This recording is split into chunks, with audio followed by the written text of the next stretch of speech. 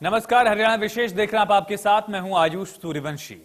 Corona संक्रमण से बचने के लिए नेता लगातार वैक्सीन लगवा रहे हैं और लोगों से भी वैक्सीन लगवाने की अपील कर रहे हैं। डिप्टी सीएम दुष्यंत चौटाला ने वैक्सीन का पहला टीका लगवाया। उन्होंने कहा कि भारत में बनी दोनों वैक्सीन सुरक्षित और प्रभावी हैं। सभी से आग्रह है कि कोविड से बचने के तरीकों का पालन करें और बिना किसी डर के वैक्सीन लगवाएं। कैबिनेट मंत्री रणजीत चौटाला और सिरसा से सांसद सुनीता दुग्गल ने भी टीका लगवाया है। ये 3 तस्वीरें आप देख रहे हैं। नेताओं ने भी अब आगे आकर लगातार खुद को वैक्सीनेट करवाने की कोशिश को आगे बढ़ाया है। डिप्टी सीएम दुष्यंत चौटाला ने भी वैक्सीन की डोज ली और इसी तरह से सुनीता दुग्गल जो सांसद हैं वो, और साथ साथ कैबिनेट मंत्री रणजीत सिंह ने भी टीका लगवाया है। और साथ ही लोगों से भी गुजारिश की कि कोरोना की चेन को तोड़ने के लिए, कोरोना पर काबू पाने के लिए स्वदेशी वैक्सीन का टीका लगवाएं, जो कि सुरक्षित है और प्रभावी भी है। वैसे तो गुरुग्राम हरियाणा का सबसे संपन्न शहर माना जाता है, लेकिन यहां भी स्वास्थ्य सुविधाओं की भारी कमी देखी जा रही है।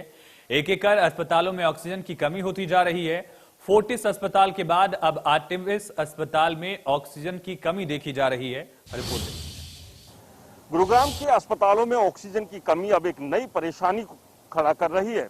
कल जहां फोर्टिस हॉस्पिटल ने ट्वीट कर 45 मिनट की ही ऑक्सीजन बैकअप होने की बात कही थी, तो वहीं आज गुरुग्राम के एक और प्राइवेट हॉस्पिटल ने ट्वीट कर ये बात कही है कि उनके पास मात्र 3 घंटे की ऑक्सीजन का बैकअप बचा है और उसके बाद उनके पास ऑक्सीजन नहीं है। गुरुग्राम के इसी आर्टेमिस हॉस्पिटल के एक डॉक्टर ने ट्वीट कर केंद्र और राज्य सरकार से गुहार लगाई है कि उनके हॉस्पिटल में ऑक्सीजन की कमी जो है वो हो गई है और 3 घंटे का ही मात्र बैकअप बचा है। अगर 3 घंटे के अंदर ऑक्सीजन नहीं मिलती है तो जो मरीज यहाँ पर भर्ती है उनकी जान पर बन सकती है। तो उसको लेकर बकायदा हॉस्पिटल की तरफ से एक ट्वीट की गई है, अपील की गई है कि जल्द से जल्द हॉस्पिटल को ऑक्सीजन मुहैया कराए। हॉस्पिटल का ये भी कहना है कि कल रात को ही इस बात की जानकारी साझा की गई थी प्रशासन के साथ कि उनके पास जो है पर्याप्त मात्रा में ऑक्सीजन नहीं है और ऑक्सीजन की व्यवस्था की जाए, लेकिन एक पूरा दिन बीत जाने के बावजूद ऑक्सीजन की व्यवस्था नहीं हुई है।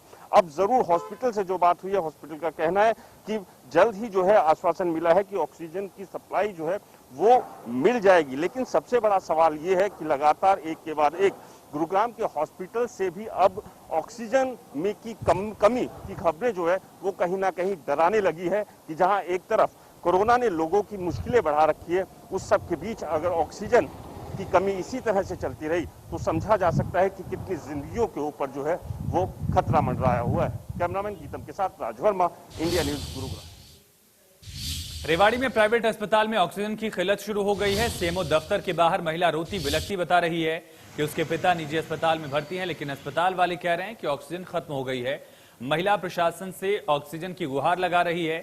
दूसरी तरफ रेवाड़ी के एकमात्र oxygen supplier Agarwal trading company के संचालक का कहना है कि इनके पास अभी भी पूरे जिले के अस्पतालों को पूर्ति करने के लिए 2 दिन का भरपूर स्टॉक है और कोशिश रहेगी कि ऑक्सीजन की कमी नहीं आने दी जाए। ऐसे में सवाल कि ऑक्सीजन की कमी बताने वाले प्राइवेट अस्पतालों को ये कोई बड़ा षड्यंत्र तो नहीं है, जब लगातार ऐसी कमी का जिक्र किया जा रहा है, जबकि दूसरी तरफ जो कारोबारी हैं ऑक्सीजन से जुड़े हुए, उनकी तरफ से 2 दिन का पूरा स्टॉक होने का दावा किया जा रहा है।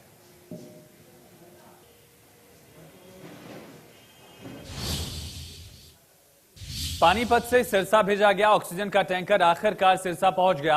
रास्ते से ही ऑक्सीजन के गायब होने से प्रशासन सख्ते में था। रिपोर्ट देखिए।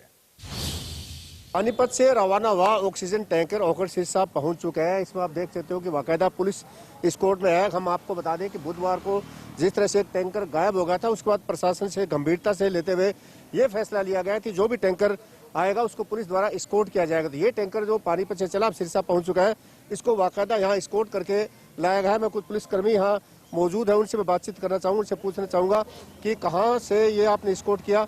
सर, आप यहाँ पहुँच गए सिरसा, क्या करना चाहिए, किस तरह एस्कॉर्ट करके लाए? हम पानीपत से कैंटर को हमारे अधिकारियों के आदेश है भी टैंकर के साथ एस्कॉर्ट करके लाओ इसको, तो वहाँ से बिल्कुल बढ़िया तरीके से एस्कॉर्ट करके हमारे डिस्ट्रिक्ट सिरसा में इसको ले आए। अभी अधिकारियों को दे देंगे इसका तौल करा के, वेट करा के। तो ये इनका कहना कि सीनियर इंस्पेक्टर है, इनका ये कहना है कि वहाँ से बाकायदा आप देख सकते हो टैंकर जो वहाँ खड़ा है इसको एस्कॉर्ट करके लाया गया है और उनको जो एसपी द्वारा निर्देश दिए गए थे कि जो जिस तरह से टैंकर पहुंचेगा उसके बाद उसको अधिकारियों को सौंपा जाएगा और अधिकारी यहाँ बाद में मौजूद है। वो जो अधिकारी है वो ये फैसला लेंगे कि इसकी ऑक्सीजन की सप्लाई कहाँ करनी है। हालांकि जिस तरह से जो पिछले कई दिनों से लगातार ऑक्सीजन की जो बातें चल रही थी, किल्लत की बात चल रही थी, सिरसा के लिए एक बहुत बड़ी राहत की बात है, क्योंकि ऐसा प्रशासन द्वारा कहा गया था केवल 24 घंटे के लिए ऑक्सीजन बची है। और उसके बाद प्रशासन यह निर्णय लिया कि जो ऑक्सीजन सप्लाई है वो सबसे पहले उन कोविड हॉस्पिटल को दी जाएगी, कोविड मरीजों को दी जाएगी। अब प्रशासन ने कहा है कि किसी से तरह की डरने की जरूरत नहीं है, क्योंकि ऑक्सीजन की यहाँ कमी रहने नहीं दी जाएगी। और साथ साथ उनका यह भी कहना है कि जो इस तरह की अफवाहें हैं कि ऑक्सीजन सिलेंडर की कमी है, ऐसा उनका कहना है कि ऐसा नहीं होना चाहिए, लोगों को पैनिक नहीं होना चाहिए। और साथ साथ उनका यह भी कहना है कि प्रशासन द्वारा ये लोगों को आश्वासित किया जा रहा है कि किसी भी तरह की ऑक्सीजन की कमी नहीं होनी जाएगी। अब ये टैंकर पहुंचा है, यह सिरसा के लिए बहुत बड़ी राहत की बात है। सिरसा से मनसिंह जानी, इंडिया न्यूज, हरियाणा। ऑक्सीजन की सप्लाई में किसी तरह की रुकावट न आए, इसके लिए फरीदाबाद पुलिस ने कमर कस ली है। लिंडे प्लांट से अस्पताल तक ग्रीन कॉरिडोर बनाकर ऑक्सीजन की सप्लाई शुरू हो गई है। फरीदाबाद से हमारे संवाददाता देवेंद्र कौशिक की एक्सक्लूसिव रिपोर्ट देखिए। फरीदाबाद के अस्पतालों में ऑक्सीजन की कमी ना हो, इसको लेकर पुलिस की तरफ से भी अब कवायद शुरू कर दी गई है। और लिंडे कंपनी जो ऑक्सीजन की सप्लाई अस्पतालों के लिए करती है, वहां से अस्पतालों तक पुलिस की तरफ से ग्रीन कॉरिडोर बनाए गए हैं। और अब अगर मैं आपको दिखाऊं तो ये देखिए ग्रीन कॉरिडोर पर किस तरह से काम करेगी और ऑक्सीजन अस्पतालों तक किस तरह पहुंचाई जाएगी। ये जो आप देख रहे हैं टैंकर, ये ऑक्सीजन का टैंकर है, लिक्विड फॉर्म में इसे अस्पताल पहुंचाया जाएगा। और इसके लिए पुलिस की जिप्सी बाकायदा आगे इसको पायलट करती हुई चल रही है और हम उसी जिप्सी में बैठे हैं। अगर मैं आपको दिखाऊं तो ये देखिए आपको पीसीआर की गाड़ी यहाँ साफ तौर से आगे आगे चलती हुई, और ये हॉस्पिटल तक इस जो टैंकर है ऑक्सीजन का, इसको आगे पहुंचाया जा रहा है। और बात भी कर लेंगे पुलिस के अधिकारी खुद इस ग्रीन कॉरिडोर में जिप्सी के साथ में है, उनसे बात करेंगे। सर, ये ग्रीन कॉरिडोर बनाया गया है ऑक्सीजन भिजवाने के लिए, किस तरह से काम करेंगे? हम जहाँ से भी इनको सभी को आगे से गाड़ी से जल्दी जल्दी पहुंचाएंगे हॉस्पिटलों में। क्या लगता है रास्ते में अगर कोई रुकावट आती है, बाधा आती है, तो उसको दूर करने के लिए तैयार? हाँ, दूर करने के लिए तैयार है हम। बाधा की तमाम जो हॉस्पिटल है फरीदाबाद के सभी जगह ऐसा किया जा रहा है? सभी जगह ऐसा किया जा रहा है। साफ तौर से अधिकारियों को सुन सकते हैं कि अब किसी मरीज को ऑक्सीजन की वजह से कोई परेशानी ना हो, इसको लेकर ये तमाम तरह की तैयारी पुलिस की तरफ से की जा रही है। और हम उसी ग्रीन कॉरिडोर के रास्ते में पुलिस के साथ चल रहे हैं और आपको दिखा रहे हैं कि किस तरह से बिना किसी रुकावट के सड़कों पर इन ऑक्सीजन के टैंकर लिक्विड फॉर्म में जो हैं उनको हॉस्पिटल तक पहुंचाया जाए। और जिस तरह से ऑक्सीजन की कमी की बात फरीदाबाद से सामने आ रही थी, अब पुलिस पूरी तरह से मुस्तैद हो गई है कि किसी को कोई परेशानी हॉस्पिटल में ऑक्सीजन की वजह से नहीं होने दी जाएगी। इसी के चलते ये ग्रीन कॉरिडोर बनाया गया है। फरीदाबाद से Devendra Kaushik, India news.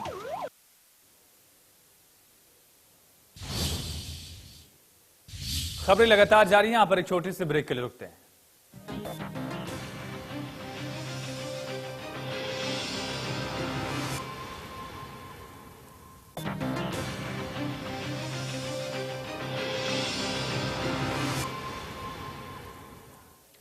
Break के बाद स्वागत है। सोनीपत के स्वास्थ्य विभाग के सुविधाओं का एक वीडियो सोशल मीडिया पर वायरल हो रहा है। सिविल अस्पताल के अंदर धक्का देकर एम्बुलेंस को स्टार्ट किया जा रहा है। कई लोग एम्बुलेंस को धक्का देते हैं, एम्बुलेंस को स्टार्ट कराने की कोशिश कर रहे हैं, तब जाकर एम्बुलेंस स्टार्ट होती है। अधिकारियों से जब इस मामले पर सवाल किया गया तो उनका रटा रटाया जवाब था कि जल्द मामले का समाधान कराया जाएगा।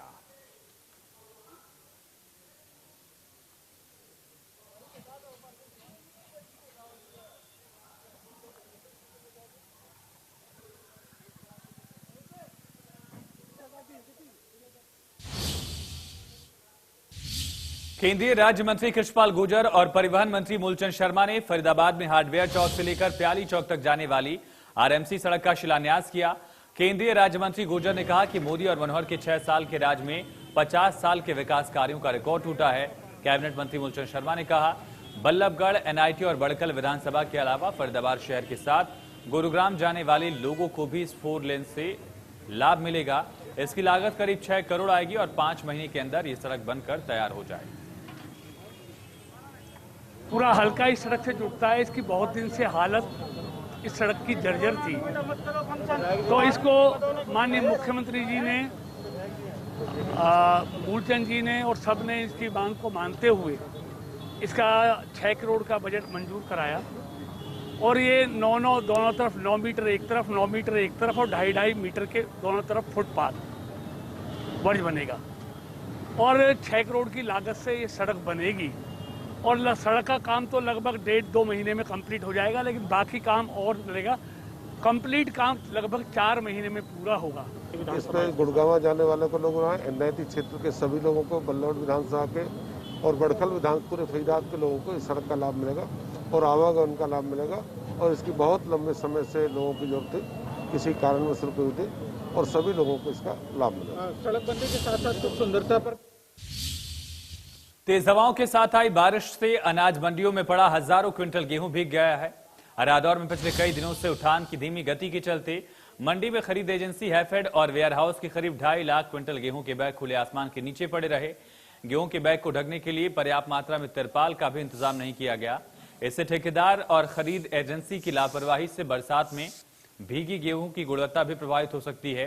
गोहाना अनाज मंडी में भी एक बार फिर फसल उठान न होने के कारण आड़तियों का लाखों क्विंटल अनाज भीग गया है। जहां गोहाना प्रशासन लाख दावे करते नजर आता है कि समय पर उठान हो रहा है, लेकिन धरातल पर बारिश ने प्रशासन की पोल खोल कर रख दी है। गोहाना अनाज मंडी में आड़तियों ने बारिश से बचने के लिए काफी प्रयास जरूर किए, लेकिन उठान होने के कारण सभी बोरियों को ढक पाना मुश्किल हो रहा है। और इसी कारण एक बार फिर गोहाना की अनाज मंडी में सरकारी एजेंसियों की लचर व्यवस्था के कारण लाखों क्विंटल बारिश की भेंट गेहूं चढ़ गया। अंबाला में भी ऐसा ही आलम दिखा। सुबह सुबह जोरदार बारिश हुई तो अनाज मंडी में बदइंतजामी की पोल खुलकर सामने आ गई। मंडी में गेहूं से भरी बोरियां जलमग्न नजर आई हैं।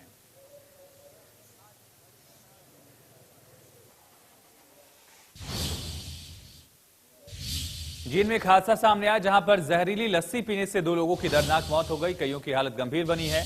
हालत नाजुक है, वो अलग अलग अस्पतालों में दाखिल हैं। कोई जींद में है, कोई हिसार में है।